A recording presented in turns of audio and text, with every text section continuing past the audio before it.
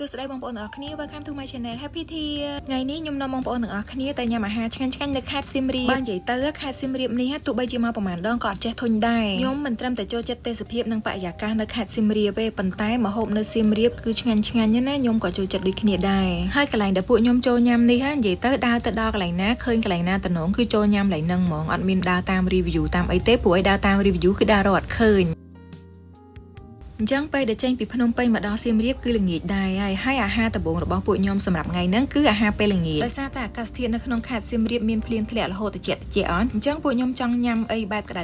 គឺមកញ៉ាំស៊ុបស៊ីឈាន់ហើយនិងស៊ុបប្រហិតត្រីសម្រាប់ឈ្មោះហាងដែរពួកខ្ញុំអត់បានចាំទេបងប្អូនទាំងអស់គ្នាគឺពួកខ្ញុំដើរចូលមកក្នុង Pub Street និយាយទៅឃើញហាងណាតំណងគឺចូលហាងហ្នឹងហ្មងប៉ុន្តែចង់ប្រាប់ថាចូលមកដល់ហើយគឺអត់ខកបំណងទេណាព្រោះអីស៊ុបរបស់គេហ្នឹងគឺឆ្ងាញ់មែនតែនអញ្ចឹងស៊ុបដែលពួកខ្ញុំហៅមកនេះលក្ខណៈបែបឆ្នាំងភ្លោះមានស៊ីឈាន់មួយចំហៀងហើយនឹងមានស៊ុបប្រហិតត្រីមួយចំហៀងហើយពួកខ្ញុំទាំងពីរនាក់នេះមិនមែនជាអ្នកបកាយញ៉ាំអីទេប៉ុន្តែដោយសារតែស៊ុបនេះឆ្ងាញ់មួយឆ្នាំងហ្នឹងគឺនាំគ្នាញ៉ាំឡើងអស់លេងអញ្ចឹងអាហារពេលល្ងាចរបស់ពួកខ្ញុំថ្ងៃនេះគឺស៊ុបហើយក៏លែងមានអីទៀតដែរបន្ទាប់ពីហ្នឹងគឺពួកខ្ញុំត្រឡប់ទៅអូតែលវិញហើយជួបគ្នាថ្ងៃស្អែកអាហារពេលព្រឹកនាំគ្នាទៅរកអាហារពេលព្រឹកញ៉ាំប៉ុន្តែចង់ប្រាប់ថាបទពិសោធន៍បាត់កាបូបលុយនៅសៀមរាបមកនេះបាត់កាបូបលុយហ៎សែបមកហើយខ្ជុំមកមនុស្សច្រើននៅកន្លែងផ្សារដែលយើងដើរទៅមើលថ្ងៃលិចហ្នឹងណាហើយទុកកាបូបទៅថតរូបថតអីទៅគេឆក់គេលួចយកបាត់អត់មានដឹងបន្តិច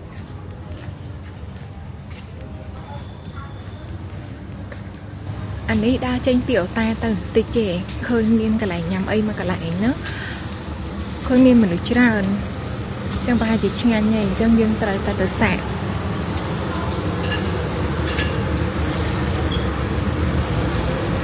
នេះមានបាញ់កាញ់ឡាវមានអី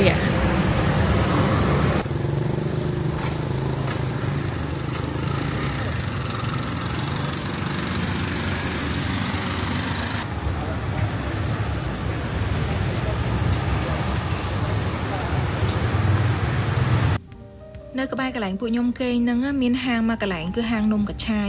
ហើយមានមនុស្សចូលច្រើនមែនតើដោយសារពួកខ្ញុំឃើញមនុស្សច្រើនហ្នឹងហើយខំដើរមកញ៉ាំប៉ុន្តែអត់អាចចាំយូរបានព្រោះអីមនុស្សច្រើនខ្លាំងពេកអញ្ចឹងក៏នាំគ្នាត្រឡប់ក្រោយវិញនិយាយទៅគិតថាហាងមានមនុស្សច្រើនប្រកាសជាល្បីប្រកាសជាឆ្ងាញ់ហើយបានចង់ទៅសាកតែចាំយូរអត់បានព្រោះអីវាថ្ងៃដែរអញ្ចឹងក៏នាំគ្នាត្រឡប់មកកន្លែងហាង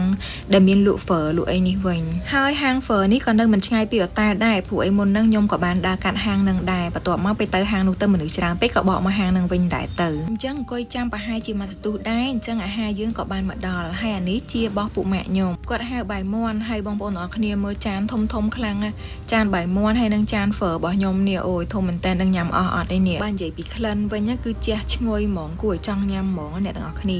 អញ្ចឹងឥឡូវនេះនាំគ្នាទៅថែមគ្រឿងក្រៅថែមបន្លែតិចសិនបន្ទាប់មកចាំទៅភ្លក់អាហារទាំងអស់គ្នាដោយសារពួកខ្ញុំអត់សូវបកាយញ៉ាំហ្មងដល់ពេលអញ្ចឹងទៅចានធំឃើញច្រើនអញ្ចឹងមានអារម្មណ៍ថាអូយឡើងចង់ខ្លាចហ្មងបើសិនជាអ្នកបកាយញ៉ាំវិញគ្រាន់តែឃើញចានក៏ដឹងតែសប្បាយចិត្តដែរនេះអញ្ចឹងបើសម្រាប់គុណភាពអាហារគឺឆ្ងាញ់អូខេអាចទទួលយកបានហើយកន្លែងនេះមានអនាម័យដោយសារតែទឹកស៊ុបហ្វឺនៅកន្លែងនេះរៀងខុសពីទឹកស៊ុបហ្វឺដែលខ្ញុំធ្លាប់ញ៉ាំវារៀងមានរសជាតិសាបស្រាលជាងដែលធ្លាប់ញ៉ាំប៉ុន្តែមានរឿងខកបំណងមួយចង់ប្រាប់គឺនៅក្នុងហាងហ្នឹងអត់មានលក់កាហ្វេ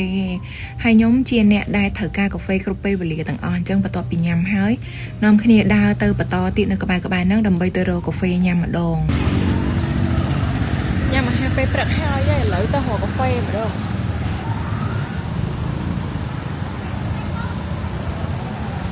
កាហ្វេហ្នឹង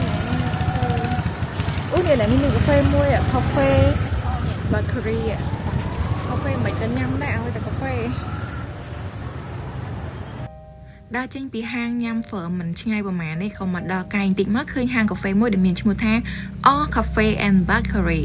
ហើ hai cái này ní cái miền đã tộc bài bằng cối bịch nịch miền đàm chờ miền ấy pi khang khổ cối chọn đằng mọt phơi chẳng á miền ấy hàng bạc kê tần nổ sắm khăn trôn mà đo năng ắt khơi nè lụa còn là vồ tơ na mình tịnh chẳng tờ hay ắtผมchơi như na sọc trận cối chăm nè lụa nơi nằng mỏng đời xa ấy khơi hàng tần nổ ngó chẳng cối chăm mà plate cà phê bao nhóm cà ban mở đò tao tập lụa cà phê mà đòn hai ban vậy pi rú cà phê ní với nhắc cứ ngay thời trận nhom mỏng vậy tới bên trận ngay khôi bên mà đo xiêm miệp á bảo ban mà đom nắng nhom đăng châu mà tinh cà phê cái lành nằng tiệt đây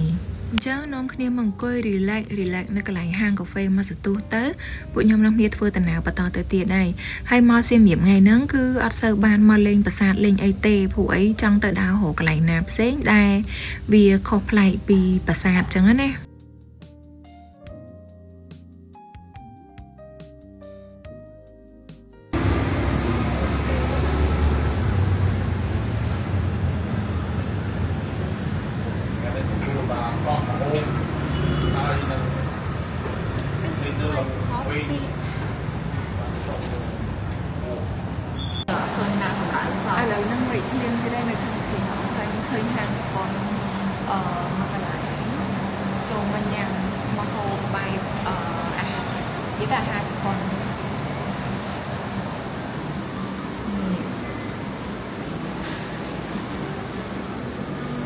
mua Japan hang mua Japan food hay năng ôn nó cứ trên chỉ còn mỏng tiệt còn tay ngặn tích đời xa tay mệt liền khăn nơi chợ tay mỏng mà hộp bàn mà đó lại anh ấy cái hai tha ramen hay ấy cái tia đây ở trăm mày và tọt mà anh ấy kiều vậy tới ngàn nhom cho chân hà bẹp nặng mình trâm từ ngành phần năng ấy na sầm khăn tập tài của ngành khang đài nàyต่างๆគ្នាហើយដឹងមិនបានខ្ញុំបានចូលហាងហ្នឹងឯងគឺដោយសារតែភ្លៀងដេញព្រោះអីអត់ដឹងថាទៅរកកន្លែងញ៉ាំអីនៅកន្លែងណាទេភ្លៀងខ្លាំងពេករត់ទៅណាអត់ទាន់ក៏ចូលហាងហ្នឹងប៉ុន្តែចូលហើយប៉ះចំអាហារឆ្ងាញ់ក៏មានអីសប្បាយចិត្តព្រោះអីបានញ៉ាំអាហារឆ្ងាញ់ប៉ុន្តែរៀងរករ៉ាក់តិចណាព្រោះអីគឺសើមភ្លៀងផងសក់ឡើងញ៉ៃញ៉ៃអស់ហើយអញ្ចឹងបន្ទាប់ពីញ៉ាំអាហារថ្ងៃត្រង់ហើយពួកខ្ញុំនាំគ្នាបន្តការដើរលេងទៀតហើយអញ្ចឹងចាំជួបគ្នានៅអាហារពេលល្ងាចចាំមើលថាអាហារពេលល្ងាចថ្ងៃចុងក្រោយដែរខ្ញុំនៅខេត្តសៀមរាបតែខ្ញុំទៅញ៉ាំអីគេហើយនៅកន្លែងណា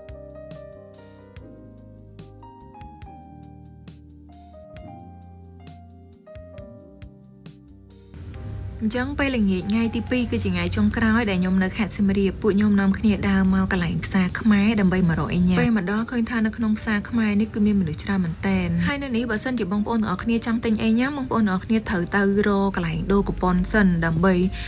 យកលុយទិញយកកូប៉ុនហ្នឹងមកវិញអញ្ចឹងមកណាហើយដើរញ៉ាំដើរអីក្នុងហ្នឹងត្រូវការចាយជាកូប៉ុនអញ្ចឹងវារៀងពិបាកហើយញ៉ៃញ៉ៃតិចប៉ុន្តែនៅក្នុងនេះមានអាហារច្រើនប្រភេទមែនតើមានទាំងអាហារបែបអឺរ៉ុបហើយជាពិសេសអាហារបែបខ្មែរមានគេចាក់នំគ្រក់មានអីអញ្ចឹងណានិយាយទៅ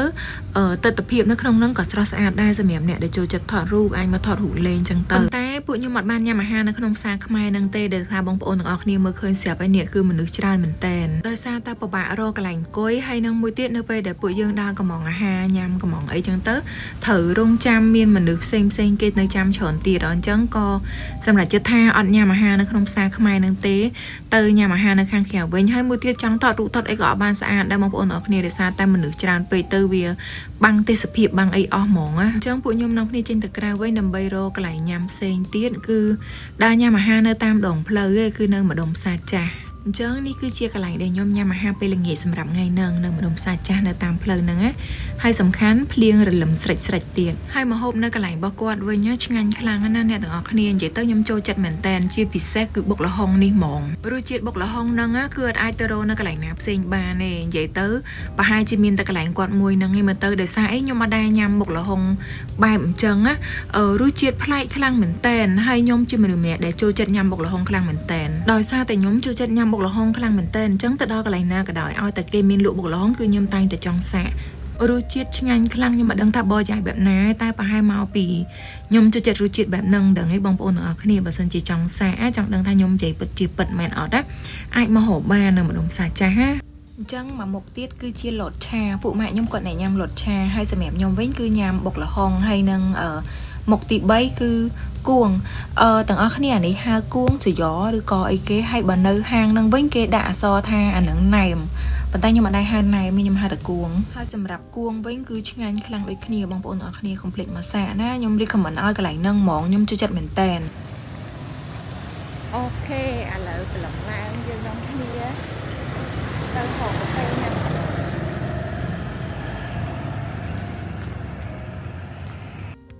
ចឹងអានេះគឺជាព្រឹកឡើងថ្ងៃចុងក្រោយដែលខ្ញុំនៅស៊ីមរៀបពួកខ្ញុំនាំគ្នាមករកអាហារពេលព្រឹកញ៉ាំបន្ទាប់មកយើងនឹងធ្វើដំណើរទៅកន្លែងឡានក្រុងហើយ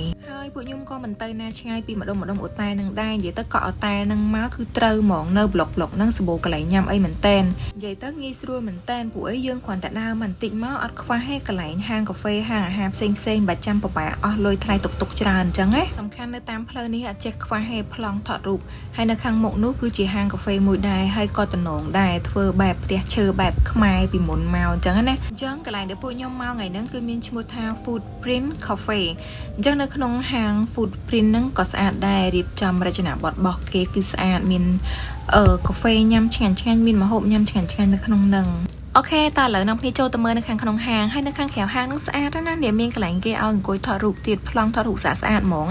ហើយនៅខាងក្នុងហាងនេះគឺមាន2ជាន់ណាអញ្ចឹងពួកខ្ញុំពេលកំងកាហ្វេនៅខាងក្រោមហើយកំងអាហារពេលព្រឹកអីហើយអស់គឺពួកខ្ញុំឡើងទៅញ៉ាំអីនៅខាងលើ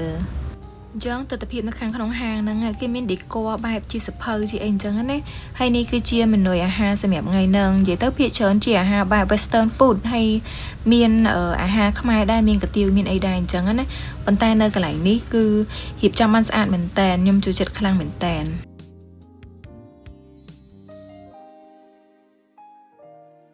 តើបាននាំគ្នាដើរឡើងទៅខាងលើ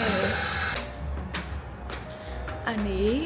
ទស្សនវិជ្ជាហាងនៅខាងលើអូយរបៀបដូចនេះឥដ្ឋក្រោគេរបៀបដូចឥដ្ឋក្រោពីបុរាណណោះ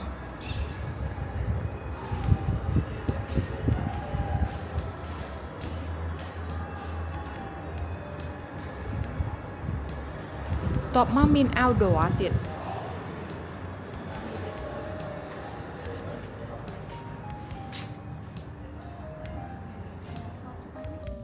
នៅពេលដែលដើរចេញមកដល់កន្លែងខាងក្រៅនេះគឺកាន់តែ fresh ទៀតអ្នកទាំងអស់គ្នាដោយសារតែគេដាំដើមឈើដេក័រឡើងពេញនឹងហ្មងហើយយើងមើលទៅក្រោមទៅឃើញទស្សនវិជ្ជាដងផ្លូវឃើញទស្សនវិជ្ជាហាងផ្សេងទៀតឡើងស្អាតប៉ុន្តែពួកខ្ញុំអត់បានអង្គុយញ៉ាំនៅខាងក្រៅហ្នឹងទេដោយសារតែម៉ោងប្រហែលជា 9:10 អីដែរអញ្ចឹងទៅរៀងក្តៅ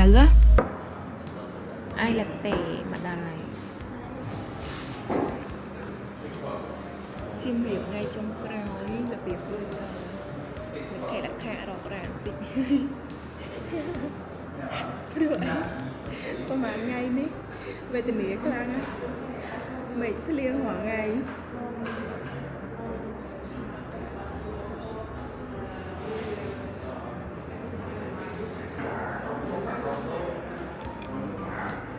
នេះមកហូបខ្ញុំមកដល់ហើយ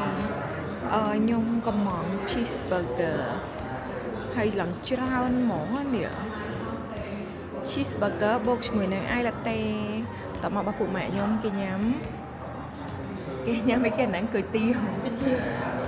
ញ៉ាំគុយទាវបែបខ្មែរហើយសម្រាប់ម្ហូបនៅក្នុងហាងនេះវិញអូយក៏ច្រើនដែរនិយាយទៅអត់ខុសពីម្ហូបហាងមុនដែលខ្ញុំបានចូលហ្នឹងឯងគឺច្រើនដូចគ្នាអញ្ចឹងហ្មងសម្រាប់ cheeseburger នេះវិញគឺធំប៉ុណ្ណាណីហ្មងហើយរសជាតិឆ្ងាញ់ខ្លាំងខ្ញុំចូលចិត្តមែនតើសម្រាប់ cheeseburger នេះខ្ញុំរ៉េតឲ្យ10 លើ 10ហ្មងហើយដោយសារតែ cheeseburger នេះវាធំពេកហើយសូម្បីតែដលងដែលគេដាក់មកហ្នឹងក៏ធំខ្លាំងដែរនិយាយទៅខ្ញុំប្រឹងញ៉ាំមែនតើហ្មងសម្រាប់ blog ដែលញ៉ាំនៅក្នុងខេត្តសៀមរាបរបស់ខ្ញុំគឺមានតែប៉ុណ្្នឹងឯងបងប្អូនទាំងអស់គ្នាហើយអរគុណច្រើនសម្រាប់ការចូលទស្សនាវីដេអូរបស់ខ្ញុំកុំភ្លេចជួយចុច like ចុច subscribe វីដេអូរបស់ខ្ញុំផងណាជួបគ្នានៅវីដេអូក្រោយ